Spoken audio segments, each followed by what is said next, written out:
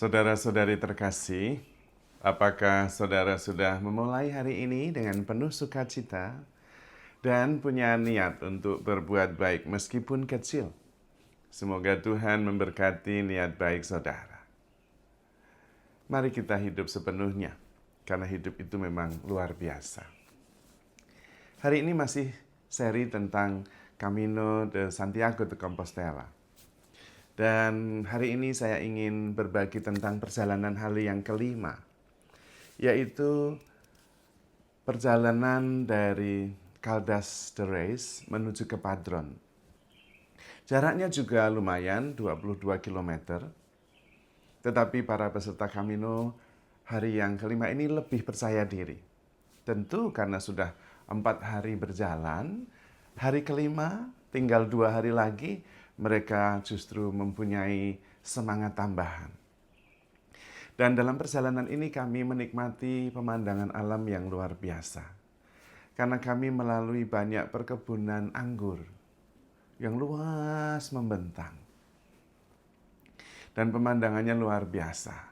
Apalagi kalau cuaca cerah, langit biru, tidak banyak polusi, udara segar, jalan di tengah padang, di antara kebun-kebun anggur, itu menakjubkan. Dan kami lebih banyak bertemu orang. Dan setiap orang yang bertemu selalu mengatakan, Buon Camino. Itu artinya mengucapkan selamat mengadakan perjalanan Camino, berziarah menuju ke makam Rasul besar, Rasul Yakobus. Dan kami senang disapa dengan sangat ramah selama sepanjang perjalanan itu. Dan memang ketika kami mengadakan perjalanan itu, yang ada adalah sebuah keterbukaan untuk memberi salam dan juga berbincang dengan siapa saja. Dan ternyata berbincang dengan orang yang baru kita kenal, itu ternyata memperkaya. Karena kemudian kita tidak mempunyai gambaran atau prasangka sebelumnya. Karena kita tidak kenal. Sehingga kita tidak mempunyai pengalaman atau data lama sebelumnya tentang orang itu. Dan itu menarik ketika kita bercakap-cakap dan berbicara dengan orang-orang baru.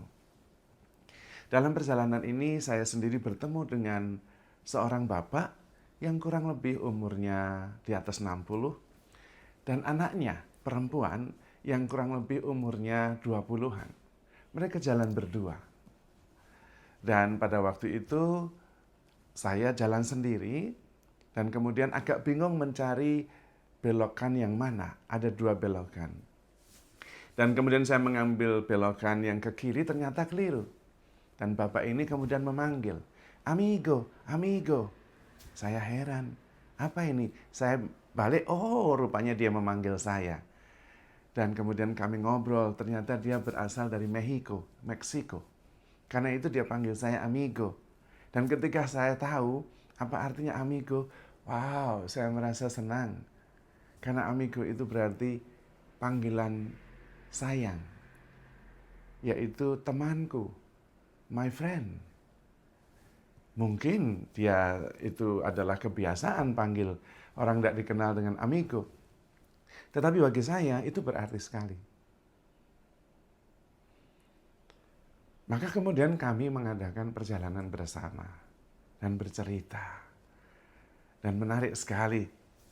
Karena dalam perjalanan itu kemudian kami merasa berjalan bersama dengan seorang sahabat. Memang tidak lama karena langkahnya panjang bapak dan anak itu. Langkah saya langkah orang Indonesia. Jadi akhirnya saya mempersilahkan mereka berdua untuk terus melanjutkan dan saya menikmati perjalanan sendirian. Tetapi kemudian saya sadar bahwa hidup ini memang adalah sebuah perjalanan. Dalam perjalanan Camino itu tidak ada status manapun. Apakah engkau direktur, apakah engkau seorang pejabat, apakah engkau orang biasa, atau dari Meksiko, atau dari Brasil, atau dari Korea, dari Ukraina, atau dari Indonesia, tidak masalah. Yang ada adalah 2 orang human being, 2 orang pribadi yang bertemu dan kemudian bercakap-cakap dan mengadakan perjalanan yang sama. Di hadapan kehidupan kita ini sama. Tetapi seringkali kita mengidentifikasikan diri dengan sesuatu yang sebetulnya tidak cukup mampu untuk menahan kita. Maksudnya begini, seringkali kita membangun identitas kita pada jabatan, pada status, pada apa yang kita punya, pada keahlian kita.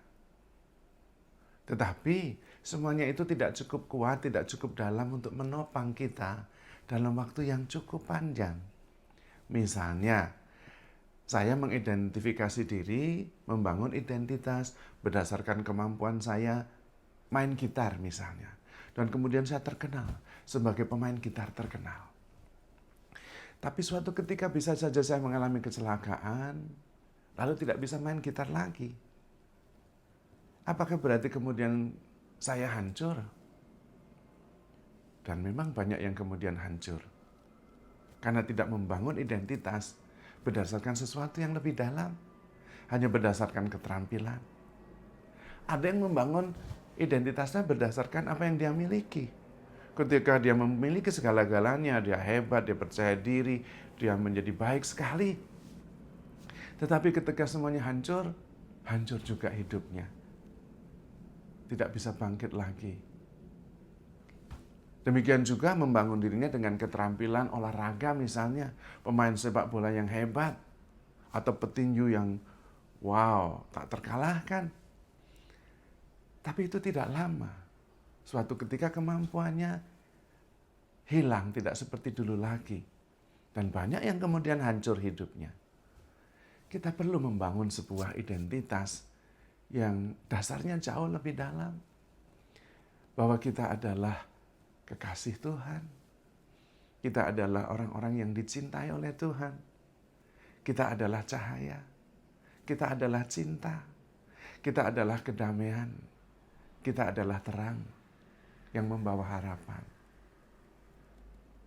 Kita perlu membangun sebuah identitas dengan dasar yang lebih dalam. Sehingga kita tidak terbelenggu oleh batas-batas yang kita ciptakan sendiri. Yang sungguh membuat kita sendiri terbatas.